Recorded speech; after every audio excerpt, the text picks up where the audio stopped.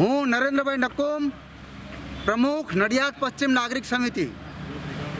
આ જિલ્લામાં એક મોટો પ્રશ્ન ઊભો થયો છે કે આ લોકો 1 ઓક્ટોબરથી એટલે કે આવતીકાલથી આરએમએસ ઓફિસ બંધ કરવાના છે.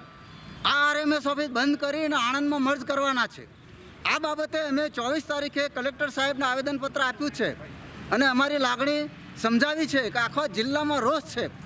માનનીય કલેક્ટર સાહેબ અને સાંસદ દેવુસિંહ સાહેબે પણ ઉપર ભલામણ કરી છે અને આ નિર્ણય બદલવા માટે કહ્યું છે.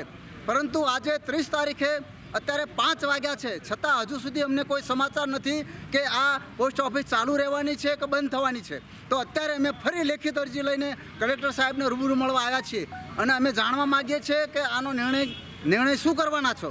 જો આ લોકો નિર્ણય નહીં લઈ શકે અને આવતીકાલથી જો આરએમએસ ઓફિસ એમના ઓર્ડર પ્રમાણે બંધ થઈ જશે તો અમે નડિયાદ પશ્ચિમ નાગરિક સમિતિ મોટું લોકો આંદોલન કરીશું. આખા જિલ્લાના નાગરિકો એમાં જોડાશે. તો અમારી આ માગણીમાં તાત્કાલિક તંત્ર વિચારે. સૌનો આભાર.